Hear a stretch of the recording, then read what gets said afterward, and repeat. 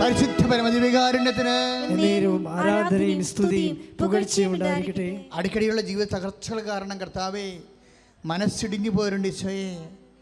കർത്താവെ അവർക്ക് തന്നെ തന്നെത്താൻ എഴുന്നേറ്റ് വരാൻ പറ്റാത്ത അവസ്ഥയിൽ കർത്താവെ അധപ്പതിച്ചു പോരുണ്ട് കർത്താവെ. അവിടെ മേലെല്ലാം കർത്താവെ നിന്റെ തിരുമുറുപാർന്ന് വടകരത്തിൻ്റെ അനപ്രതാടുന്ന അത്ഭുത സ്പർശങ്ങൾ കർത്താവെ ഈ ആരാധനയിൽ നിന്ന് കർത്താവെ എന്നെ സ്പർശിക്കണമേ. ശ്രുതികട്ടെ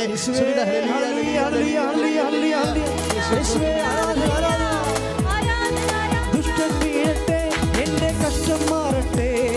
ദുഷ്ടൻ വീഴട്ടെ, എൻ്റെ കഷ്ടം മാറട്ടെ.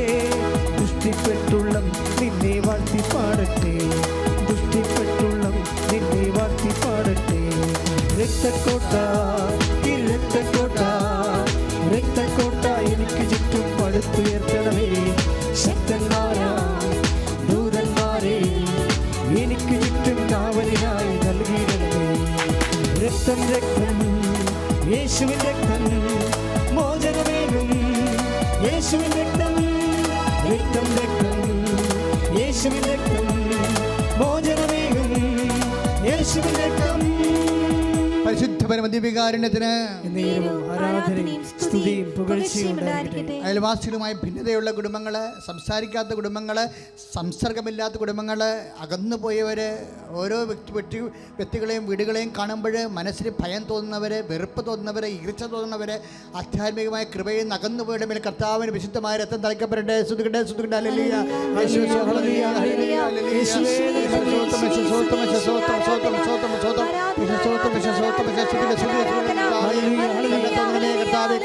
കർത്താവിന്റെ വലിയ രക്തം മക്കളെ തളിക്കട്ടെ എന്ന് പ്രാർത്ഥിക്കുന്നു.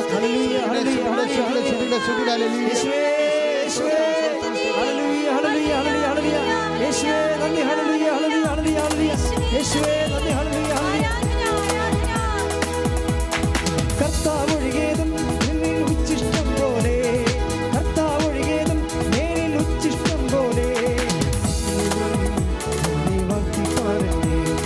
രക്തക്കോട്ട, രക്തക്കോട്ട, രക്തക്കോട്ട എനിക്ക് ചുറ്റും പടുത്തുയർത്തണമേ. ശക്തന്മാരാ ദൂതന്മാരെ എനിക്ക് ചുറ്റും കാവലിനായി നൽകിയിടണമേ. രക്തം രക്തം യേശുവിൻ രക്തം മോചനമേകും. യേശുവിൻ രക്തം, രക്തം രക്തം യേശുവിൻ രക്തം മോചനമേകും. യേശുവിൻ രക്തം.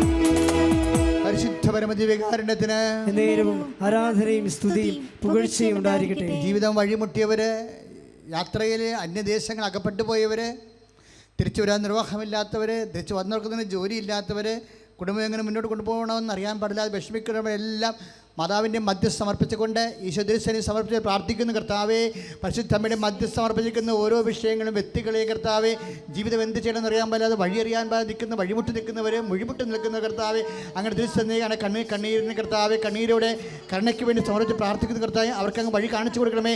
അവിടെ മേലെല്ലാം ആ കുടുംബങ്ങളുടെ മേലെല്ലാം കർത്താവിൻ്റെ കൃപ ചൊരിയട്ടെ. വിശ്വസിക്കാൻ, പ്രാർത്ഥിക്കാൻ, പ്രത്യാശിക്കാൻ ആവശ്യമായ കൃപയാൽ നിറയട്ടെ. ശ്രുതികട്ടെ, ശ്രുതികട്ടെ. ഹല്ലേലൂയ, യേശുവേ ഹല്ലേലൂയ, യേശുവേ ഹല്ലേലൂയ. പരിശുദ്ധ പരമദിവ്യകാരുണ്യത്തിന് എന്നേരവും ആരാധനയും സ്തുതിയും പുകഴ്ചയും ഉണ്ടായിരിക്കട്ടെ. പരിശുദ്ധ പരമദിവ്യകാരുണ്യത്തിന് എന്നേരവും ആരാധനയും സ്തുതിയും പുകഴ്ചയും ഉണ്ടായിരിക്കട്ടെ. പരിശുദ്ധ പരമദിവ്യകാരുണ്യത്തിന് എന്നേരവും ആരാധനയും സ്തുതിയും പുകഴ്ചയും ഉണ്ടായിരിക്കട്ടെ. അച്ഛനോട് ചേർന്ന് പ്രാർത്ഥിക്കുക. കർത്താവായ ദൈവമേ, കർത്താവായ ദൈവമേ, അങ്ങയുടെ പരിശുദ്ധ അമ്മയുടെ മാധ്യസ്ഥത്തിലെ അങ്ങയുടെ കാരുണ്യത്തിനായി പ്രാർത്ഥിക്കുന്നു. കർത്താവേ, കർത്താവേ, കടം കയറി മുടിഞ്ഞവരെ, എന്ത് ചെയ്യണമെന്നറിയാതെ മനസ്സ് കുഴങ്ങുന്നവരെ, വഴി സത്യവും ജീവനുമായവനെ കർത്താവേ, ഈ ആരാധനയിലൂടെ ഈ നിമിഷം മക്കൾക്ക് വഴി കാണിച്ചു കൊടുക്കണമേ. ഞങ്ങളുടെ ഫേസ്ബുക്കിലൂടെ വരുന്ന എല്ലാ പ്രാർത്ഥന അപേക്ഷകള്, യൂട്യൂബിലൂടെ വരുന്ന എല്ലാ പ്രാർത്ഥന അപേക്ഷകള്, ഉടമ്പടി പ്രാർത്ഥനയ്ക്കായി ഓൺലൈനിലൂടെ വരുന്ന പ്രാർത്ഥന അപേക്ഷകള് സമർപ്പിക്കുന്ന ഓരോ വ്യക്തികള്, കുടുംബങ്ങള് കർത്താവിന്റെ കൃപയാൽ നിറയട്ടെ. ശ്രുതികട്ടെ, ശ്രുതികട്ടെ. ഹല്ലേലൂയ, ഹല്ലേലൂയ, ഹല്ലേലൂയ, യേശുവേ നന്ദി. ഹല്ലേലൂയ, ഹല്ലേലൂയ, ഹല്ലേലൂയ, ഹല്ലേലൂയ, ഹല്ലേലൂയ. പരിശുദ്ധ പരമദിവ്യകാരുണ്യത്തിന് എന്നേരവും ആരാധനയും സ്തുതിയും പുകഴ്ചയും ഉണ്ടായിരിക്കട്ടെ. എൻ്റെ പ്രിയപ്പെട്ടവരെ, നെഞ്ചിൽ ചങ്കിൽ കൈവച്ചുകൊണ്ട് പ്രാർത്ഥിക്കേണ്ട സമയമാണിത്. കാരണം നമ്മളിപ്പോഴും ആരാധിച്ചിരിക്കുന്ന സമയത്ത് അമ്മയുടെ വിമല ഹൃദയവും ഈശോയുടെ ദിവ്യഹൃദയവും ഒരുമിച്ച് കാണപ്പെടുകയാണ്. ഉടനെ പരിശുദ്ധാത്മാവിനോട് പറഞ്ഞ വിഷയം, എൻ്റെ മനസ്സിൽ തോന്നിച്ച വിഷയം ഇതാണ്: ഓരോരുത്തരുടെ ഹൃദയങ്ങളെ സമർപ്പിച്ചുകൊണ്ട് പ്രാർത്ഥിക്കുക. ആ ഹൃദയങ്ങളുടെ പ്രശ്നം എന്താണെന്ന് വെച്ച് കഴിഞ്ഞാൽ, വലിയ അതായത് അധർമ്മം വർദ്ധിക്കുന്നതിനാൽ പലരുടെയും സ്നേഹം തണുത്തു പോയെന്ന് മർക്കോസിൻ്റെ 14-ാം അധ്യായത്തിൽ പറഞ്ഞിരിക്കുന്ന പോലെ പല ആൾക്കാരുടെ ഹൃദയത്തിൽ നിന്ന് ഭക്തി അങ്ങ് ചോർന്നു പോയിരിക്കുന്നു, വിശ്വാസം അങ്ങ് ചോർന്നു പോയിരിക്കുന്നു. ജീവിതത്തിൻ്റെ സമ്മർദ്ദങ്ങളും സാഹചര്യവും കാരണം എങ്ങനെ പ്രാർത്ഥിക്കണമെന്ന് അറിയാൻ പാടില്ലാതെ പ്രാർത്ഥിക്കാൻ വാക്കുപോലും കിട്ടാതെ ഹൃദയം തളർന്നിരിക്കുന്നു.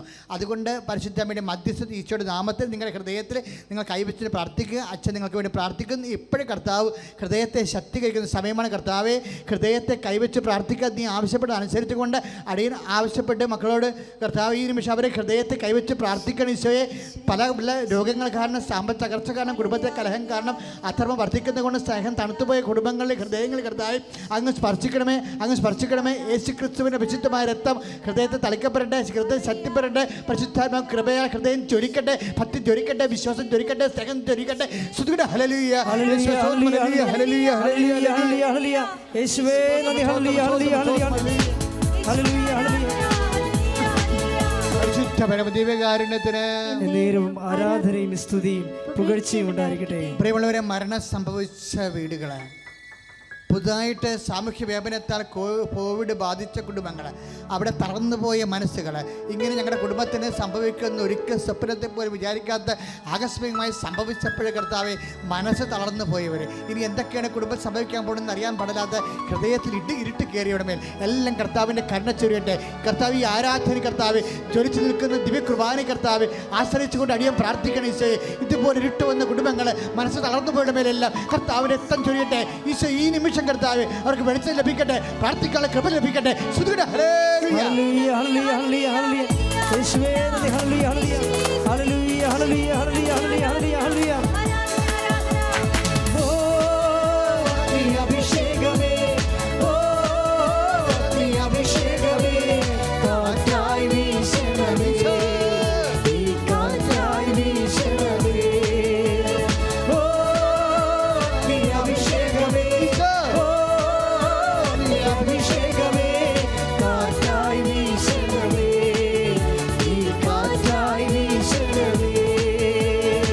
പരമദിവ്യകാരുണ്യത്തിന് നേരവും ആരാധനയും സ്തുതിയും പുകഴ്ചയും ഉണ്ടായിരിക്കട്ടെ. കർത്താവെ, മക്കൾക്ക് മാറി മാറി രോഗം വരുന്നവരെ, അവർക്ക് പഠിച്ചിട്ട് മനസ്സിലാകാത്തവരെ, മക്കളുടെ വിദ്യാഭ്യാസ തകർച്ച കൊണ്ട് വിഷമിക്കുന്ന വിറങ്ങലിക്കുന്ന കുടുംബങ്ങൾ കർത്താവ്, അതുകൊണ്ട് കർത്താവ് മക്കളെ കൊണ്ട് കർത്താവ് വേദനിക്കുന്നവിടമെല്ലാം ഈ നിമിഷം കർത്താവിൻ്റെ അലിവിൻ്റെ കൃപ ചൊരിയണമേ. ശ്രുതികട ഹല്ലേലൂയ, ഹല്ലേലൂയ, ഹല്ലേലൂയ, ഹല്ലേലൂയ, ഹല്ലേലൂയ, ഹല്ലേലൂയ, ഹല്ലേലൂയ. യേശുവേ, യേശുവേ, ഹല്ലേലൂയ, ഹല്ലേലൂയ, ഹല്ലേലൂയ, ഹല്ലേലൂയ, ഹല്ലേലൂയ, ഹല്ലേലൂയ, ഹല്ലേലൂയ, ഹല്ലേലൂയ. പരിശുദ്ധാത്മാവേ ശക്തി പകർന്നിടണേ, പരിശുദ്ധാത്മാവേ ശക്തി പകർന്നിടണേ. അവിടുത്തെ ബലം ഞങ്ങൾക്ക് ആവശ്യമല്ല, കർത്താവേ നീ അറിയുന്നു. അവിടുത്തെ ബലം ഞങ്ങൾക്ക് ആവശ്യമല്ല, കർത്താവേ നീ അറിയുന്നു. പരിശുദ്ധാത്മാവേ ശക്തി പകർന്നിടണേ, പരിശുദ്ധാത്മാവേ ശക്തി പകർന്നിടണേ. പരിശുദ്ധ പരമദിവ്യകാരുണ്യത്തിന് നേരവും ആരാധനയും സ്തുതിയും പുകഴ്ചയും ഉണ്ടായിരിക്കട്ടെ. കർത്താവ്, രക്തത്തിൽ വിഷം കയറിയവരെ കർത്താവ് സ്പർശിച്ചു കൊണ്ടിരിക്കുകയാണ് സഹോദരങ്ങളെ. എട്ടുകാലി ഉൾപ്പെടെ സാധനങ്ങൾ കടിക്കുകയും ക്ഷുദ്രജീവികൾ കടിക്കുകയും ചെയ്യുമ്പോഴും രക്തത്തിൽ ഏതെങ്കിലും മാർഗത്തിൽ, മെഡിസിനിലൂടെ ആയാലും ശരി, അതുപോലെ തന്നെ ക്ഷുദ്രജീവികളിലൂടെ ആയാലും രക്തത്തിലേക്ക് വിഷം കയറിയത് കാരണം മനസ്സിടിഞ്ഞു പോയവരെ, അറിയാതെ തന്നെ അവസാദങ്ങൾ വന്നു പോയവരുടെ മേലെല്ലാം കർത്താവിൻ്റെ രക്തം തളിക്കപ്പെടുന്ന സമയമാണ്. കർത്താവെ, നിൻ്റെ വിശുദ്ധമായ രക്തം തളിക്കണമെന്ന് പ്രാർത്ഥിക്കുന്നു. രക്തത്തിൽ വിഷം കയറിയ രക്തത്തെ കർത്താവെ അങ്ങ് നിർവീര്യമാക്കണമേ, വിഷത്തെ നിർവീര്യമാക്കണമേ. ശ്രുതിക്കട്ടെ, ശ്രുതിക്കട്ടെ. ഹല്ലേലൂയ, ഹല്ലേലൂയ, ഹല്ലേലൂയ, ഹല്ലേലൂയ, ഹല്ലേലൂയ, ഹല്ലേലൂയ. യേശുവേ, ഹല്ലേലൂയ, ഹല്ലേലൂയ, ഹല്ലേലൂയ. തിരുക്കരത്താൽ താങ്ങിയെന്നെ, തിരുരക്തത്താൽ കഴുകണമേ, തിരുക്കരത്താൽ താങ്ങിയെന്നെ, തിരുരക്തത്താൽ കഴുകണമേ. പെരുമഴ പോൽ പെയ്യട്ടെ, പെരുമഴ പോൽ പെയ്യട്ടെ, യേശുവിൻ രക്തം, യേശുവിൻ രക്തം, യേശുവിൻ തിരുരക്തം.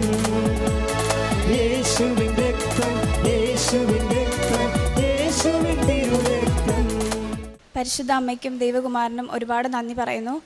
എൻ്റെ പേര് സാനി ചാക്കോ. ഞാൻ വരുന്നത് UK ലണ്ടനിൽ നിന്നാണ്. ഇതെൻ്റെ ഹസ്ബൻഡ് ടോണി സെബാസ്റ്റ്യൻ. ഇതെൻ്റെ കുഞ്ഞ് മറിയം റോസ് ടോണി. ഞാൻ ആദ്യമായിട്ട് UK പോകുന്നത് 2022 സെപ്റ്റംബറിലാണ്. സ്റ്റുഡൻറ്റ് വിസയിലാണ് പോകുന്നത്. എൻ്റെ കോഴ്സ് 1 വർഷത്തെ കോഴ്സായിരുന്നു.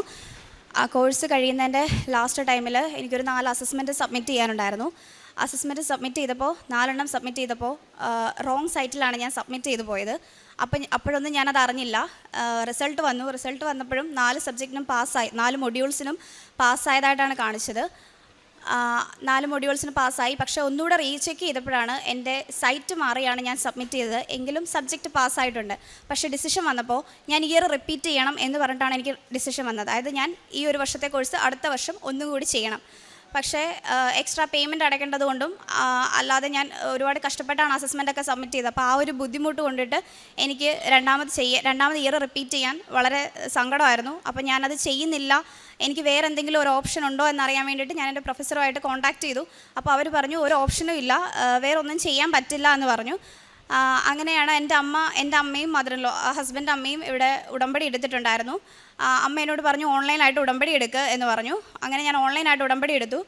അപ്പോൾ അങ്ങനെ ഇരിക്കുക അവിടുത്തെ ഹോളിഡേ കഴിഞ്ഞ സമയത്ത് എൻ്റെ പ്രൊഫസറിൻ്റെ ഒരു മെയിൽ വന്നു, നാളെ ഒരു ഓൺലൈൻ മീറ്റിംഗ് ഉണ്ട്, ഞാനുമായിട്ട് അറ്റൻഡ് ചെയ്യാൻ പറഞ്ഞു. അങ്ങനെ എൻ്റെ കയ്യിൽ ഹസ്ബൻഡ് അമ്മ ഇവിടുന്ന് കൊടുത്തിട്ട് വെഞ്ചരിച്ച നേർച്ച വസ്തുക്കളായ ഉപ്പ്, ഉടമ്പടി തൈലം, തേൻ ഇതൊക്കെ ഉണ്ടായിരുന്നു. അപ്പോൾ ഞാൻ ഉപ്പും ഉടമ്പടി തൈലവും ആയിട്ടാണ് ഞാൻ മീറ്റിങ്ങിൽ അവരുടെ കൂടെ ഇരുന്നത്. അവർ എന്നോട് പറഞ്ഞു ഒരു ഓപ്ഷനും ഇല്ല, ഇയർ റിപ്പീറ്റ് ചെയ്യുക, ഞങ്ങൾ വേണ്ട സപ്പോർട്ടൊക്കെ തരാം എന്നൊക്കെ എന്നോട് പറഞ്ഞപ്പോൾ ഞാൻ പറഞ്ഞു എനിക്ക് ഫിനാൻഷ്യലി ക്രൈസിസ് ഉണ്ട്, ഇനിയും ബുദ്ധിമുട്ടാണ്, എൻ്റെ ഹസ്ബൻഡും കുഞ്ഞും കൂടെയുണ്ട്, അങ്ങനെയുള്ള കുറേ കാര്യങ്ങളൊക്കെ പറഞ്ഞു നോക്കിയിട്ട് അവർ പറഞ്ഞു വേറെ ഓപ്ഷനില്ല.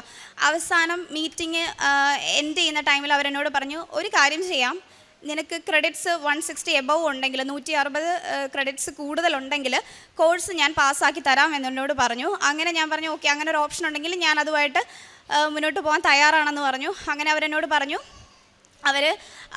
അവരുടെ സീനിയറിനോട് സംസാരിച്ചിട്ട് നാളെ എനിക്ക് റിപ്ലൈ തരാമെന്ന് പറഞ്ഞു. അങ്ങനെ അവർ സംസാരിച്ചിട്ട് പിറ്റേ ദിവസം എനിക്ക് റിപ്ലൈ തന്നു. എനിക്ക് 160 എബവ് ക്രെഡിറ്റ്സ് ഉണ്ട്, സോ അതുകൊണ്ട് അവരെനിക്ക് കോഴ്സ് പാസ്സാക്കി തരാം. അത് ഞാൻ ഒപ്റ്റ് ചെയ്യുവാണെങ്കിൽ വിസയിൽ എന്തെങ്കിലും പ്രശ്നങ്ങൾ ഉണ്ടാകാൻ സാധ്യതയുണ്ടെന്ന് പറഞ്ഞു. പക്ഷേ ഏതാ പ്രശ്നം എന്നൊന്നും ഞാൻ തിരക്കിയില്ല. അപ്പോൾ എനിക്ക് സർട്ടിഫിക്കറ്റ് കിട്ടുമല്ലോ, പാസ്സാകുമല്ലോ എന്നൊരു ഉറപ്പിൻ്റെ പുറത്ത് ഞാൻ പറഞ്ഞു ഓക്കെ എനിക്ക് കുഴപ്പമില്ല, ഞാൻ മുന്നോട്ട് പോവാണ്, എനിക്ക് ക്രെഡിറ്റ്സ് ഞാൻ എടുത്തിട്ട് അത് വെച്ച് എനിക്ക് പാസ്സായാൽ മതി എന്ന് പറഞ്ഞിട്ട് ഞാനത് ഒപ്റ്റ് ചെയ്തു. അങ്ങനെ അവരെനിക്ക് ക്രെഡിറ്റ്സ് വെച്ചിട്ട് എൻ്റെ സർട്ടിഫിക്കറ്റ് ഇഷ്യൂ ചെയ്തു. ആ ഒരു ഉറപ്പിൻ്റെ പുറത്ത് ഞാൻ എൻ്റെ ഫീസ് ബാലൻസ് 5 ലക്ഷം രൂപയോളം ഉണ്ടായിരുന്നു. അത് ഞാൻ ഫീസും അടച്ചു. ഈ കാര്യങ്ങളും ചെയ്ത് കഴിഞ്ഞിട്ട് 2 ദിവസം കഴിയുമ്പോൾ എനിക്ക് യൂണിവേഴ്സിറ്റിയിൽ നിന്ന് മെയിൽ വരുവാണ്, എൻ്റെ വിസ അവർ ക്യാൻസൽ ചെയ്തു. ഞാൻ ക്രെഡിറ്റ്സ് ഒപ്റ്റ് ചെയ്തതുകൊണ്ട് വിസ ക്യാൻസൽ ചെയ്തു. അതുകൊണ്ട് എനിക്ക് PSW സ്റ്റേ ബാക്കിന് അപ്ലൈ ചെയ്യാൻ പറ്റില്ല. കോഴ്സ് കംപ്ലീറ്റ് ചെയ്ത് സർട്ടിഫിക്കറ്റ് വാങ്ങിച്ച് ഞാൻ തിരിച്ച് ഇന്ത്യയിലേക്ക് വരണം എന്ന് പറഞ്ഞിട്ട് എനിക്ക് മെയിൽ വന്നു. അങ്ങനെ മെയിൽ വന്നപ്പോഴത്തേക്കും വേറൊരു ഓപ്ഷൻ എൻ്റെ മുന്നിലില്ല. അതുകൊണ്ട് ഞാൻ വേറെ വർക്ക് വിസ എടുക്കാമെന്ന് വെച്ചു. അങ്ങനെ ഞാൻ വർക്ക് വിസ എടുത്തു. അതിന് ഏകദേശം 12.5 ലക്ഷം രൂപ കൊടുത്താണ് ഞാൻ അടുത്ത വിസ എടുക്കുന്നത്. അപ്പോഴും എനിക്ക് ഫിനാൻഷ്യലി കുറേ ബുദ്ധിമുട്ടുണ്ടായിരുന്നെങ്കിലും മാതാവിൻ്റെ അനുഗ്രഹത്താൽ പൈസ എല്ലാം നമുക്ക് റെഡിയായി ആ ഒരു ടൈമിൽ കിട്ടി. അങ്ങനെ പൈസ കൊടുത്ത് നമ്മൾ COS കിട്ടിയിട്ട് ഞങ്ങൾ വിസയ്ക്ക് അപ്ലൈ ചെയ്ത ടൈമിൽ മാർച്ച് 11-ാം തീയതി അവിടുത്തെ റൂൾ ചേഞ്ച് ആവുകയാണ്, ഡിപ്പെൻഡൻറ്റിന് വിസ അലൗഡ് അല്ല എന്ന് പറഞ്ഞിട്ട്. അങ്ങനെ ഞങ്ങൾ അതിന് മുമ്പ് തന്നെ വിസയ്ക്ക് അപ്ലൈ ചെയ്തു. അപ്പോൾ എനിക്കൊരു കോൺഫിഡൻസ് ഉണ്ടായിരുന്നു, എൻ്റെ ഒരു മെറിറ്റിൽ ഞാൻ വിശ്വസിച്ചു. കാരണം എനിക്ക് സർട്ടിഫിക്കറ്റ് കിട്ടിയല്ലോ, യൂണിവേഴ്സിറ്റിയുടെ സൈഡിൽ നിന്നെല്ലാം ചെയ്തു, അതുകൊണ്ട് തന്നെ വിസ കിട്ടും എന്നെനിക്കൊരു ഉറപ്പുണ്ടായിരുന്നു. അങ്ങനെ വിസയ്ക്ക് അപ്ലൈ ചെയ്തിട്ട് അതുവരെ ഒരു അപ്ഡേറ്റ്സും കിട്ടിയില്ല. ഞാൻ അന്ന് സോളിസിറ്റർ വഴി, അതായത് അഡ്വക്കേറ്റ് വഴിയാണ് ഞാൻ ചെയ്തത്. അപ്പോൾ അതിനുശേഷം ഒരു 60 ദിവസത്തിനുള്ളിൽ എനിക്ക് റിപ്ലൈ തന്നു, എൻ്റെ വിസ റിജക്റ്റ് ചെയ്തു എന്ന് പറഞ്ഞിട്ട്. അത് എനിക്ക് ഒരിക്കലും ഒരു രീതിയിലും ഞാൻ വിചാരിച്ചില്ല. കാര്യം സർട്ടിഫിക്കറ്റ് കയ്യിലുള്ളത് കൊണ്ട് യൂണിവേഴ്സിറ്റിയുടെ ഭാഗത്തു നിന്ന് വേറെ ബുദ്ധിമുട്ടുകളൊന്നും ഉണ്ടാവില്ല. അതുകൊണ്ട് വിസ തരാനായിട്ട് UKVAക്ക് വേറെ പ്രശ്നങ്ങളൊന്നും ഇല്ല എന്നാണ് ഞാൻ വിചാരിച്ചത്. പക്ഷേ അങ്ങനെ അല്ലായിരുന്നു, അവർ വിസ റിജക്റ്റ് ചെയ്തു. അതിനുള്ള റീസൺ അവർ പറഞ്ഞത് ഞാൻ കോഴ്സ് കംപ്ലീറ്റ് ചെയ്തില്ല എന്നാണ് പറഞ്ഞത്. യൂണിവേഴ്സിറ്റിയിൽ നിന്ന് അങ്ങനെ ഒരു ഇൻഫർമേഷനാണ് അവർക്ക് കിട്ടിയതെന്നും അതിൽ മെൻഷൻ ചെയ്തു. അങ്ങനെ വേറൊരു ഓപ്ഷൻ എൻ്റെ മുന്നിലില്ല. ഞാൻ സോളിസിറ്ററിനെ പോയി കണ്ടപ്പോൾ അദ്ദേഹം പറഞ്ഞു ഇനി വേറെ ഓപ്ഷനൊന്നുമില്ല, നിങ്ങൾക്ക് ഫീ വേവർ എന്നൊരു ഓപ്ഷൻ, അതായത് ഒരു ആപ്ലിക്കേഷൻ നമുക്ക് തൽക്കാലം ഇടാം, അതിന് റിപ്ലൈ വരുമ്പോൾ വേറെ എന്താണെന്ന് വെച്ചാൽ ഫർദർ നമുക്ക് ചെയ്യാം, അല്ലെങ്കിൽ നിങ്ങൾക്ക് അപ്പീലിന് പോകാം എന്നാണ് പറഞ്ഞത്. അപ്പീലിന് പോകണമെങ്കിൽ 2 ലക്ഷം രൂപയുടെ ചിലവുണ്ട്, ഒരു ഉറപ്പുമില്ല നമുക്ക് വിസ കിട്ടുമോ ഇല്ലയോ എന്നുള്ളതിനൊരു ഉറപ്പുമില്ല. അങ്ങനെ ഞങ്ങൾ ഫീ വേവർ ഇട്ടു. അപ്പോൾ ആ ടൈമിൽ ഞങ്ങൾ ജോലി ചെയ്യുന്നുണ്ടായിരുന്നു. എൻ്റെ visa already university visa expire ആയി. പക്ഷേ എന്നാലും നമുക്ക് ആപ്ലിക്കേഷൻ ഇട്ടത് കൊണ്ടിട്ട് ജോലി ചെയ്യാൻ പറ്റുന്നുണ്ടായിരുന്നു. സാധാരണ ആപ്ലിക്കേഷൻ്റെ അവർ ഒരു 4 to 5 months അവർ റെസ്പോണ്ട് ചെയ്യേണ്ടതാണ്. പക്ഷേ 9 months വരെ ഞങ്ങൾക്കത് റെസ്പോണ്ട് ചെയ്തിട്ടുണ്ടായിരുന്നില്ല. അതുകൊണ്ട് തന്നെ നമുക്ക് ജോലി ചെയ്യുന്നതിന് ബുദ്ധിമുട്ടൊന്നും വന്നില്ല. ആ ഒരു ടൈമിൽ വിസ റിജക്ഷനായി. ഇനി എന്ത് ചെയ്യുമെന്ന് അറിയത്തില്ല. ആരെയും കണ്ടിട്ട് ഒരു പോസിറ്റീവായിട്ടുള്ള ഒരു കാര്യം ആരും പറഞ്ഞില്ല. അങ്ങനെ ഇരിക്കുമ്പോഴാണ് ഞാൻ പിന്നെ ഉടമ്പടിയിൽ കൂടുതൽ ശക്തമായിട്ട് പ്രാർത്ഥിക്കാനും ഉടമ്പടി നിബന്ധനകളൊക്കെ കൂടുതൽ തീക്ഷ്ണതയോടുകൂടെ ചെയ്യാനും തുടങ്ങി. കറക്റ്റ് ടൈമിന് എഴുന്നേറ്റ് പ്രാർത്ഥിച്ചു. വ്യഞ്ചരിച്ച വസ്തുക്കൾ ഉപയോഗിക്കാൻ തുടങ്ങി. രാവിലെ അതുപോലെ എല്ലാ ദിവസവും മുടങ്ങാതെ പള്ളിയിൽ കഴിയുന്ന ദിവസങ്ങൾ, ജോലിയില്ലാത്ത ദിവസങ്ങളിൽ ഞങ്ങൾ പള്ളിയിൽ പോകും. ഞായറാഴ്ച ദിവസം സ്പെഷ്യൽ ഓഫ് റിക്വസ്റ്റ് കൊടുത്ത് ഞങ്ങൾ പള്ളിയിൽ പോകാൻ തുടങ്ങി. ആഴ്ചയിലൊരു ദിവസം ഉപവസിക്കാൻ തുടങ്ങി. അത് പിന്നെ 2 ദിവസമായിട്ട് ഉപവാസം തുടങ്ങി. പിന്നെ ഇവിടെ കാരുണ്യ പ്രവർത്തികളായിട്ട് നമ്മളെ കൊണ്ട് ഫിനാൻഷ്യലി ബുദ്ധിമുട്ടുണ്ട്. എന്നാൽ പോലും എല്ലാ മാസവും നമുക്ക് ഇവിടെ സ്കൂളിൽ നമ്മൾ ഫിനാൻഷ്യലി ഹെൽപ്പ് ചെയ്യുന്നുണ്ടായിരുന്നു. അതുപോലെ എൻ്റെ ബ്രദർ എനിക്ക് അവിടേക്ക് ഞാൻ ഇംഗ്ലീഷ് പത്രം കൊറിയർ അയച്ച് ഞാൻ അവിടെ പ്രേക്ഷിത പ്രവർത്തനം ചെയ്തു. ഞാൻ മോളെ ഹോസ്പിറ്റലിൽ കൊണ്ടുവന്ന് കാണിക്കുന്ന ടൈമിൽ അവിടുത്തെ ഡോക്ടേഴ്സിന് ഞാൻ അവിടെ കയറിയിട്ട് ചോദിക്കും, ഞാനൊരു പത്രം തന്നോട്ടെ എന്ന് ചോദിച്ചാൽ അവരെ അങ്ങനെ ആരും എന്നോട് വേണ്ടാന്ന് പറഞ്ഞിട്ടില്ല. എന്തുകൊണ്ടാണെന്ന് അറിയത്തില്ല. സാധാരണ അങ്ങനെയൊക്കെ പോയാൽ അങ്ങനെ പത്രം കൊടുക്കാൻ പറ്റുമെന്നും എനിക്കറിയത്തില്ല. പക്ഷേ അങ്ങനെ പത്രം ഞാൻ കൊണ്ട് അവിടുത്തെ ഡോക്ടേഴ്സിന് കൊടുത്തു, അവിടുത്തെ രോഗികൾക്ക് കൊടുത്തു. പിന്നെ അവിടുത്തെ ചർച്ചിൽ പോകുമ്പോൾ ഞാൻ അവിടെ കൊടുക്കും. വഴികളിലൊക്കെ പോകുന്ന വഴിക്ക്, ഞാൻ ജോലിക്ക് പോകുന്ന വഴിക്ക് എൻ്റെ ഒരു 5-10 പത്രം ഞാൻ കയ്യിലെടുത്തിരിക്കും. ട്രെയിനിലോ പുറത്തോ എവിടെയെങ്കിലും കാണുന്നവർക്ക് ഞാൻ കൊടുക്കും. എന്നെ ഒരുപാട് പേര് കളിയാക്കിയിട്ടുണ്ട്. എൻ്റെ കൂടെയുള്ള ഫ്രണ്ട്സ് പോലും എന്നെ കളിയാക്കിയിട്ടുണ്ട്. നീ ഇതിവിടെ കൊണ്ടുവന്ന് കൊടുത്താൽ മാതാവ് ഇതെല്ലാം കാണാൻ പോവാണോ എന്നൊക്കെ ചോദിച്ച് എന്നെ കളിയാക്കിയിട്ടുണ്ട്. പക്ഷേ ഞാൻ അവിടെ പത്രം കൊണ്ട് കൊടുത്തു. അങ്ങനെ ഇരിക്കുമ്പോഴാണ് എൻ്റെ ഒരു ഫ്രണ്ട് പറയുന്നത്, എന്താണെങ്കിലും വിസ റിജക്ഷൻ വന്നല്ലോ, COS എൻ്റെ, അതായത് വിസയ്ക്ക് ഞാൻ അപ്ലൈ ചെയ്യേണ്ട ഒരു പേപ്പറുണ്ട്, നമ്മുടെ എംപ്ലോയർ തരുന്നതാണ്, അതിൻ്റെ കയ്യിൽ ഇരിപ്പുണ്ടല്ലോ, ഒന്നും കൂടി അപ്ലൈ ചെയ്ത് നോക്കി, എന്തായാലും ഇത്ര ആയില്ലേ, സ്വന്തം റിസ്കിൽ ഒന്നും കൂടി അപ്ലൈ ചെയ്യാമെന്ന് പറഞ്ഞിട്ട് ഞങ്ങളുടെ ഒരു കോമൺ ഫ്രണ്ട് അവൻ ഹെൽപ്പ് ചെയ്ത് ഞങ്ങൾ ഒന്നും കൂടി ആപ്ലിക്കേഷൻ ഇട്ടു. ഒരു സോളിസിറ്റിൻ്റെ, ഒരു വക്കീലിൻ്റെ ഹെൽപ്പ് ഇല്ലാതെ ആർക്കും ഒന്നിനും പോയില്ല. നമ്മൾ തന്നെ നമ്മുടെ ഓൺ റിസ്കിൽ ആപ്ലിക്കേഷൻ ഇട്ടു. ആപ്ലിക്കേഷൻ ഇട്ടപ്പോൾ മാർച്ച് 11-ാം തീയതി റൂളൊക്കെ മാറി. എന്നിട്ടും നമ്മൾ ആപ്ലിക്കേഷൻ കിട്ടത്തില്ല, കിട്ടാനൊരു സാധ്യതയില്ല. ഇനിയിപ്പോൾ ഇൻ കേസ് കിട്ടിയാൽ എനിക്ക് കിട്ടാനേ സാധ്യതയുള്ളൂ. ഹസ്ബൻഡും മോക്കും എന്താണെങ്കിലും കിട്ടത്തില്ല. കാര്യം ഡിപ്പെൻഡൻറ്റ് വിസ അവിടെ അലൗഡ് അല്ലാതാക്കി. മാർച്ച് 11 കഴിഞ്ഞിട്ട് മെയ്യിലാണ് ഞങ്ങൾക്ക് അതിൻ്റെ റിപ്ലൈ വന്നത്, ആദ്യത്തെ വിസ റിജക്ഷൻ ആയെന്നുള്ളത്. അപ്പോൾ എന്താണെങ്കിലും റൂളും മാറി. എന്നാലും എന്നിരിക്കലും നമ്മൾ എല്ലാം വെച്ചിട്ട് യൂണിവേഴ്സിറ്റിയിൽ നിന്ന് എനിക്ക് സർട്ടിഫിക്കറ്റ് കിട്ടിയെന്നും ഞാൻ ഫീസൊന്നും പെൻഡിങ് ഇല്ല, എല്ലാം അടച്ചു, കുഞ്ഞ് പഠിക്കുകയാണ് ഇവിടെ, അങ്ങനെയൊക്കെ കുറേ റീസൺസ് വെച്ചിട്ട് മെയിൽ അയച്ചു. വിസ ആപ്ലിക്കേഷൻ ഇട്ടു. പക്ഷേ ഞാൻ ആ വിസയെക്കുറിച്ച് ഒട്ടും ബോധേഡായിരുന്നില്ല. ഞാൻ എൻ്റെ ഉടമ്പടിയിൽ കണ്ടിന്യൂ ചെയ്തു. ഞങ്ങൾ രണ്ടുപേരും ഉടമ്പടിയിൽ കണ്ടിന്യൂ ചെയ്തു. കൂടുതൽ ബൈബിൾ വായിക്കാൻ തുടങ്ങി. ഒരു ദിവസം പോലും മുടക്കമില്ലാതെ അച്ഛൻ്റെ ഉടമ്പടി ധ്യാനം കൂടി. എല്ലാ ദിവസവും രാവിലെ പ്രാർത്ഥിക്കുമായിരുന്നു. ആ ഒരു ടൈമിലാണ് ഡെയിലി ബ്രെഡ് സ്റ്റാർട്ട് ചെയ്യുന്നത്. ഡെയിലി ബ്രെഡ് ഒരു തവണ പോലും മുടങ്ങാതെ ഞങ്ങൾ ഡെയിലി ബ്രെഡ് കൂടി. ആദ്യം വിസ വെച്ചപ്പോൾ വിസയ്ക്ക് ആപ്ലിക്കേഷൻ ഇട്ടപ്പോൾ എനിക്ക് കറക്റ്റായിട്ട് അപ്ഡേറ്റ്സ് ഒന്നും അങ്ങനെ കിട്ടുന്നുണ്ടായിരുന്നില്ല. രണ്ടാമത് വിസയ്ക്ക് ആപ്ലിക്കേഷൻ ഇട്ടപ്പോൾ എനിക്ക് അപ്ഡേറ്റ്സ് വരുന്നുണ്ടായിരുന്നു. നിങ്ങളുടെ വിസ കൺസിഡർ ചെയ്യുന്നുണ്ട് എന്നൊക്കെ പറഞ്ഞിട്ട് എനിക്ക് ആപ്ലിക്കേഷൻ ഇട്ടപ്പോഴത്തേക്കും അപ്ഡേറ്റ്സ് വരുന്നുണ്ടായിരുന്നു. അങ്ങനെ ഒരു ആദ്യത്തെ വിസ ഇട്ട് ഒരു 60 ദിവസത്തിനുള്ളിൽ റിപ്ലൈ വന്നെങ്കിൽ ഇതിട്ടൊരു 4 മാസമായിട്ട് എനിക്ക് ഇങ്ങനെ അപ്ഡേറ്റ്സ് കിട്ടുന്നുണ്ടെന്നല്ലാതെ അതിനൊരു ഡിസിഷൻ കിട്ടുന്നുണ്ടായിരുന്നില്ല. അപ്പോഴാണ് ഇവിടെ ഡിസംബർ 23-ാം തീയതി അച്ഛൻ രാവിലെ ഡെയിലി ബ്രെഡിൻ്റെ ടൈമിൽ പറഞ്ഞു, അച്ഛൻ്റെ ജീവിതത്തിലെ ഏറ്റവും ഇമ്പോർട്ടൻ്റ് ആയിട്ടുള്ളൊരു ഡേറ്റാണ് 23. അച്ഛന് പട്ടം കിട്ടിയത് 23-ലാണ്. അപ്പോൾ അച്ഛൻ്റെ 39-ാമത്തെ വാർഷികമായിരുന്നു. അപ്പോൾ ഇങ്ങനെ പ്രാർത്ഥിച്ചുകൊണ്ടിരുന്ന സമയത്ത് ഞാൻ അമ്മയോട് ചോദിച്ചു, എല്ലാവർക്കും ഓരോ ഡേറ്റ് ഇങ്ങനെ പ്രധാനപ്പെട്ടതാണല്ലോ, എൻ്റെ കല്യാണം കഴിഞ്ഞതും ഒരു ഒക്ടോബർ 23-ാം തീയതിയാണ് എന്ന് ഞാനിങ്ങനെ എൻ്റെ മനസ്സിൽ പറഞ്ഞു. പക്ഷേ വിസ കിട്ടുമെന്നൊന്നും ഒരു ഉറപ്പില്ല. കാര്യം അത് ഹോളിഡേയുടെ ടൈമാണ്. ഡിസംബർ 23, 24, 25-ാം തീയതി ക്രിസ്മസ് ആണ്. അപ്പോൾ അങ്ങനെ വിസ വരുമെന്നൊന്നും മനസ്സിൽ പോലും പ്രതീക്ഷിച്ചില്ല. അങ്ങനെ ഇരിക്കുമ്പോൾ ഡിസംബർ 23-ാം തീയതി 10 മണിയായപ്പോൾ എനിക്ക് ഹോം ഓഫീസിൽ നിന്ന് മെയിൽ വന്നു, വിസ അപ്രൂവ് ആയി എന്ന് പറഞ്ഞിട്ട്. പക്ഷേ എനിക്ക് വിശ്വസിക്കാൻ പറ്റില്ല. കാര്യം ഒരു മെറിറ്റും ഇല്ല. എൻ്റെ മെറിറ്റ് കൊണ്ടേ അല്ല. ആദ്യം ഞാൻ വിശ്വസിച്ചു എനിക്ക് സർട്ടിഫിക്കറ്റ് കിട്ടിക്കഴിഞ്ഞ് കഴിഞ്ഞാൽ എനിക്ക് വിസ കിട്ടും, വിസ ഗ്രാൻഡ് ആവും എന്ന് എനിക്ക് ഒരു കോൺഫിഡൻസ് ഉണ്ടായിരുന്നു. അത് റിജക്ഷൻ വന്നു കഴിഞ്ഞപ്പോൾ എനിക്ക് മനസ്സിലായി കിട്ടാൻ ഒരു വഴിയില്ല, ഒരു ലൂപ്ഹോളും ഇല്ലായിരുന്നു അതിനകത്ത്. പക്ഷേ ലാസ്റ്റ് എൻ്റെ മെറിറ്റ് കൊണ്ടല്ല, നോട്ട് ബൈ മൈ മെറിറ്റ്, എൻ്റെ മാതാവിൻ്റെ അനുഗ്രഹം കൊണ്ടാണ്, ഈ മാതാവിൻ്റെ ഗ്രേസ് കൊണ്ട് ഒന്നുകൊണ്ട് മാത്രമാണ് എനിക്ക് ആ വിസ കിട്ടിയതെന്ന് ഞങ്ങൾ രണ്ടുപേരും, ഞങ്ങളുടെ കുടുംബം മുഴുവനും, എൻ്റെ ഫ്രണ്ട് സർക്കിളിലുള്ള എല്ലാവർക്കും അറിയാം. ഞങ്ങളെല്ലാവരും വിശ്വസിക്കുന്നു അമ്മയുടെ കൃപ ഒന്നുകൊണ്ട് മാത്രമാണ് ഞങ്ങൾക്ക് വിസ കിട്ടിയതെന്ന്. പിന്നെ കാരുണ്യ പ്രവർത്തികളായിട്ട് ഞാൻ ചെയ്യുന്നത് ഞങ്ങൾ പറഞ്ഞ പോലെ ഇതുപോലെ ഫിനാൻഷ്യലി ബുദ്ധിമുട്ടായിട്ടുള്ളവരെ ഹെൽപ്പ് ചെയ്യുമായിരുന്നു. അത് ഉണ്ടായിട്ടല്ല, പക്ഷേ നമുക്ക് കിട്ടുന്ന സാലറിയിൽ നിന്ന് ഒരു എമൗണ്ട് നമ്മൾ ഹെൽപ്പ് ചെയ്യും. അതുപോലെ പത്രം ഞാനിങ്ങനെ പ്രേക്ഷിത പ്രവർത്തനം ഇവിടുന്ന് പത്രം അവിടേക്ക് കൊറിയർ ചെയ്തിട്ട് നമ്മൾ പത്രം കൊടുക്കുന്നുണ്ടായിരുന്നു അവിടെ ഉള്ളവർക്കൊക്കെ. പിന്നെ നമ്മൾ പള്ളിയിൽ പോകുമായിരുന്നു. പിന്നെ എൻ്റെ ഫ്രണ്ട്സിനൊക്കെ ഞാൻ ഇതുപോലെ ഫ്രണ്ട്സിന് മാത്രമല്ല സോഷ്യൽ മീഡിയ ഫുള്ള് അച്ഛൻ്റെ ഡെയിലി ബ്രെഡും അതുപോലെ ധ്യാനവും കൂടുമായിരുന്നു. എന്നെ ഒരുപാട് ഹെൽപ്പ് ചെയ്ത ഒരു വചനമാണ്, നിൻ്റെ ദൈവമായ കർത്താവ് വിജയം നൽകുന്ന യോദ്ധാവ് നിൻ്റെ മധ്യയുണ്ട്. പിന്നെ വേറൊരു കാര്യം പറയാൻ മറന്നുപോയത്, ഞങ്ങൾ വിസ കിട്ടിക്കഴിഞ്ഞിട്ട് അവിടുന്ന് വന്ന ടൈമിൽ ഒരു കാര്യം ഞങ്ങൾ രണ്ടുപേരുടെ ഡിസൈഡ് ചെയ്തിട്ടുണ്ടായിരുന്നു. ഇവിടെ ഫസ്റ്റ് എത്ര താമസിച്ചാലും എത്ര ഇതാണെങ്കിലും ഞങ്ങൾ ഇവിടെ വന്നിട്ടേ ഞങ്ങളുടെ വീട്ടിൽ പോലും പോകത്തുള്ളൂ, ആരെയും കാണുള്ളൂ എന്നത്. അതുപോലെ തന്നെ ഞങ്ങൾ എയർപോർട്ടിൽ രാത്രി 9 മണിക്ക് ഏപ്രിൽ 2-ാം തീയതി 9 മണിക്കാണ് ഇമിഗ്രേഷനൊക്കെ ഇറങ്ങി പുറത്ത് വന്നത്. ഇവിടെ രാത്രി 1 മണിയായപ്പോൾ ഞങ്ങളിവിടെ കൃപാസനത്തിൽ വന്നു. അവിടെ സെക്യൂരിറ്റി ഉണ്ടായിരുന്നു. ആ ചേട്ടൻ നമുക്ക് ഗേറ്റ് തുറന്നു തന്നു. ഫ്രണ്ടിൽ സ്റ്റേജിൻ്റെ അവിടെ നിന്ന് അമ്മയെ കണ്ട് പ്രാർത്ഥിച്ചിട്ടാണ് ഞങ്ങൾ തിരിച്ച് വീട്ടിലേക്ക് പോയത്. ഇത്രയൊക്കെ അനുഗ്രഹം തന്ന അമ്മയ്ക്കും തിരുക്കുമാരനും ഒരുപാട് നന്ദി പറയുന്നു. ജീവിതത്തിൽ വന്ന മാറ്റങ്ങൾ, നല്ല ദേഷ്യമുള്ള ആളായിരുന്നു. എല്ലാത്തിനും എല്ലാവരോടും റെസ്പോണ്ട് ചെയ്യണം, എല്ലാവരോടും റിയാക്ട് ചെയ്യണം, തരുന്ന മറുപടിക്ക് തിരിച്ചു കൊടുക്കണം എന്നൊരിതുണ്ടായിരുന്നു. ഇപ്പോൾ അത് ഒരുപാട് കുറവുണ്ട്. പിന്നെ മറ്റുള്ളവരോടാണെങ്കിലും ചില സമയത്ത്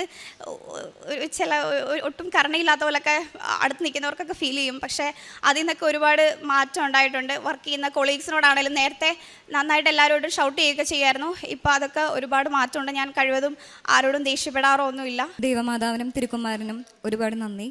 എൻ്റെ പേര് നിത്യ ബിൻഡോ. ഞാൻ ഇരിങ്ങാലക്കുടയിൽ നിന്ന് വരുന്നു. ഞാനൊരു നഴ്സാണ്. ഞാനിപ്പം 19-ാം തീയതി ഓഗസ്റ്റ് 2024 ന്യൂസിലാൻഡിൽ ക്യാബ് കോഴ്സ് ചെയ്യാൻ പോയി. ഞങ്ങളൊരു 10 പേര് ഒരുമിച്ചാണ് ഞങ്ങൾ ക്യാബ് കോഴ്സ് ചെയ്യാൻ വേണ്ടി ന്യൂസിലാൻഡിൽ പോയത്. ഒരുവിധം എല്ലാവർക്കും അറിയായിരിക്കും, ഇപ്പം ന്യൂസിലാൻഡിൽ ഗവൺമെൻറ് ജോബ് മൊത്തം ഫ്രീസ് ചെയ്തേക്കാണ്. അപ്പം ഞങ്ങൾ ചെന്നപ്പം ഞങ്ങൾക്ക് നല്ല ടെൻഷനുണ്ട്, ജോബ് കിട്ടുമോ ഇല്ലയോ എന്ന് ഭയങ്കര ടെൻഷനായിട്ട് ഇരിക്കുന്ന സമയമാണ്. ക്യാബ് കോഴ്സ് ചെയ്യുമ്പോഴും ഞങ്ങൾക്ക് എല്ലാവർക്കും ഭയങ്കര പേടിയാണ്, ഇത് ചെയ്തിട്ട് വല്ല ഫലമുണ്ടോ, ഓസ്ട്രേലിയയിലാണെങ്കിലും ഭയങ്കര ബുദ്ധിമുട്ടെന്ന് കേൾക്കുന്നുണ്ട്. അപ്പോൾ ഞങ്ങൾ വളരെ ടെൻഷനിലിരിക്കുന്ന സമയത്താണ് ഞങ്ങൾ 5 പേര് ഒരുമിച്ച് ഞങ്ങൾ വീട്ടിൽ ഞങ്ങൾ നിന്നത്. ഞങ്ങൾ 5 പേരിൽ ഞങ്ങൾ 4 പേര് ക്രിസ്ത്യാനികളും ഒരാൾ മാത്രം ഒരു ഹിന്ദു ചേച്ചി ഉണ്ടായിരുന്നു കൂടെ. അപ്പോൾ ഹിന്ദു ചേച്ചി ഇവിടെ വന്ന് ഉടമ്പടി എടുത്തിട്ടുണ്ടായിരുന്നു. ഞാൻ കൃപാസനത്തെക്കുറിച്ച് കേട്ടിട്ടുണ്ടെങ്കിലും എനിക്ക് അത്ര വലിയ ഭക്തിയൊന്നും ഉണ്ടായിരുന്നില്ല. അപ്പം ഞങ്ങളുടെ വീട്ടിൽ എപ്പോഴും സാക്ഷ്യങ്ങളും അതുപോലെ തന്നെ ജപമാലയൊക്കെയാണ് എപ്പോഴും ഇങ്ങനെ പ്ലേ ചെയ്തുകൊണ്ടിരിക്കുക ഞങ്ങൾ മൊബൈലിൽ. അപ്പോൾ ഞങ്ങൾ ചെന്ന് 2-ാമത്തെ ദിവസം ഞങ്ങളിങ്ങനെ ഒരു വീഡിയോ കണ്ടു ഫേസ്ബുക്കിൽ.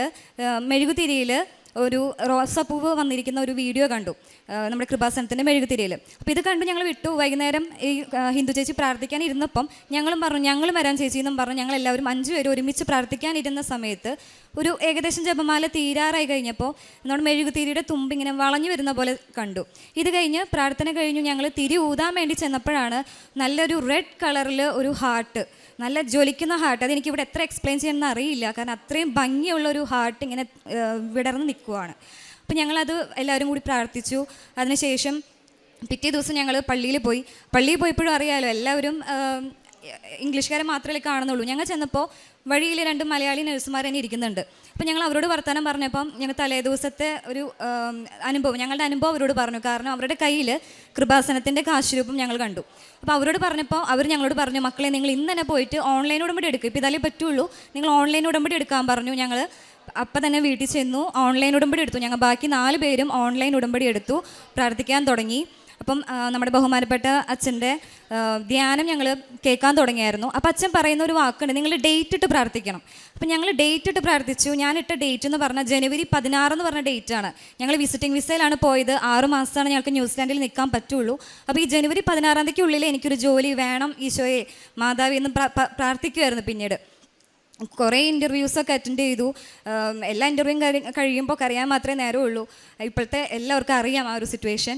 ഇതൊക്കെ കഴിഞ്ഞു. ജനുവരി 8-ാം തീയതി എനിക്കൊരു ഇൻ്റർവ്യൂ വന്നു. ഞാനതിന് പാസ്സായി. അതുപോലെ ഞങ്ങൾ എപ്പോഴും ഈ ജപമാല ഞങ്ങൾ മുടക്കാതെ എത്ര നേരം വൈകിയാലും ഞങ്ങൾ ജപമാല ഞങ്ങൾ മുടക്കായിരുന്നില്ല. നമ്മൾ കാലത്തെ 5:30 പ്രാർത്ഥനയും വൈകുന്നേരം സന്ധ്യാപ്രാർത്ഥനയ്ക്ക് ശേഷം കൂടിയുള്ള ചേച്ചിയുടെ മെഴുകുതിരി കത്തിച്ച് ഞങ്ങൾ പ്രാർത്ഥന എത്തിക്കുമായിരുന്നു. അപ്പോൾ ആ പ്രാർത്ഥനയിൽ ഞങ്ങൾക്ക് ഒട്ടുമിക്ക ദിവസവും പല പല അടയാളങ്ങളാണ് ഞങ്ങൾ കണ്ടുകൊണ്ടിരുന്നത്. മാതാവിൻ്റെ പല പല രൂപങ്ങൾ, റോസാപ്പൂവ്, ഹാർട്ട്, പിന്നെ ഈ മെഴുകുതിരി ഉരുകി വരുമ്പം സൈഡിൽ മാതാവിൻ്റെ രൂപം, ഇതൊക്കെ എൻ്റെ ഒരു മൊബൈലിൽ ഒരു സ്റ്റോറേജ് ഏകദേശം ഫുള്ളായിട്ടുണ്ട് ഫോട്ടോ എടുത്ത്. അതുമാതിരി അത്ഭുതങ്ങളാണ് ഞങ്ങളിവിടെ കണ്ടുകൊണ്ടിരുന്നത്. എന്തായിരുന്നാലും എനിക്കൊരു ജോലി കിട്ടി. അതുപോലെ നമ്മുടെ അഖണ്ഡ ജപമാലയുടെ ദിവസം ജപമാല ഞങ്ങൾ ഗ്രൂപ്പ് കോൾ ചെയ്താണ് ഞങ്ങൾ പ്രാർത്ഥിക്കുന്നത്. ഞങ്ങൾ 10 പേര് ഒരുമിച്ച് പോയവർ ഞങ്ങൾ ഗ്രൂപ്പ് ഉണ്ടാക്കിയിട്ട് ഞങ്ങൾ ഒരു ഗോഡ്സ് ഏഞ്ചൽസ് മരിയൻ വിങ്സ് എന്നും പറഞ്ഞ ഒരു ഗ്രൂപ്പുണ്ട്. ആ ഗ്രൂപ്പിനകത്ത് ഞങ്ങൾ ഗ്രൂപ്പ് കോൾ ചെയ്ത് ഞങ്ങൾ എല്ലാവരും ജപമാല എത്തിക്കുമായിരുന്നു. പലരും പല സ്ഥലത്താണ്. അപ്പോൾ ഞങ്ങൾ ഒരുമിച്ച് പ്രാർത്ഥിക്കുമ്പം ഞങ്ങൾക്ക് അന്ന് വന്ന ഒരു അടയാളമാണ് ഒരു M എന്ന് പറഞ്ഞ ലെറ്റർ, തിരിയിലാണ് കേട്ടോ, M എന്ന് പറഞ്ഞ ലെറ്ററും പിന്നെ ഒരു 5 എന്ന് പറഞ്ഞിട്ടുള്ളൊരു സംഖ്യം വന്നു. അതെന്താണെന്ന് അപ്പം ഞങ്ങൾക്ക് മനസ്സിലായില്ല. പക്ഷെ ഞങ്ങൾക്ക് ഇപ്പം ഞങ്ങൾ ക്യാബ് കോഴ്സ് ചെയ്തു. ഞങ്ങൾ 10 പേരിൽ 5 പേർക്ക് ജോലി റെഡിയായി. അതിൽ 2 പേര് ന്യൂസിലാൻഡിൽ ഇപ്പോൾ ജോലി ചെയ്യുന്നുണ്ട്.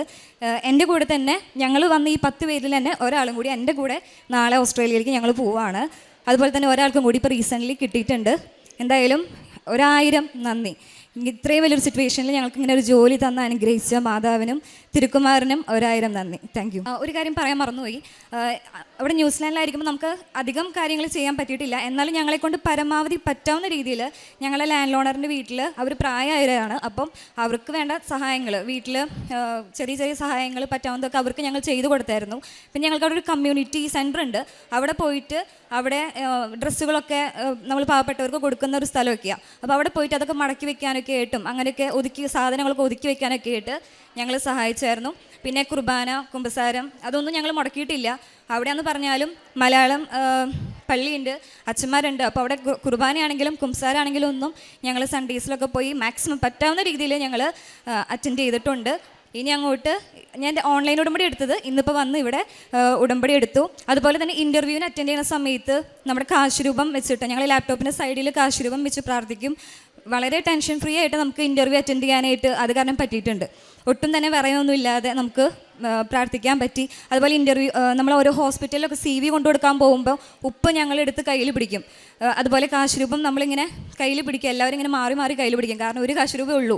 അപ്പോൾ ഞങ്ങൾ എല്ലാവരും അത് മാറി മാറി കയ്യിൽ പിടിച്ചിട്ടാണ് ഞങ്ങൾ CV കൊടുക്കാൻ പോവുക. എന്തായാലും ഞങ്ങൾക്കൊരു ജോലി ദേവമാതാവ് തന്നു. ഇനി ബാക്കിയുള്ളവർക്കും കൂടി ജോലി എത്രയും വേഗം കിട്ടട്ടെ. ഇത് ന്യൂസിലാൻഡിലേക്ക് വരാനിരിക്കുന്നവരും അതുപോലെ തന്നെ ജോലി ഇല്ലാതെ കഷ്ടപ്പെടുന്ന ഒരുപാട് നഴ്സുമാരുണ്ട്. എല്ലാവർക്കും ദേവമാതാവിനോട് കൂടുതൽ പ്രാർത്ഥിക്കുക, ഭക്തിയിൽ നിലനിൽക്കുക. Thank U.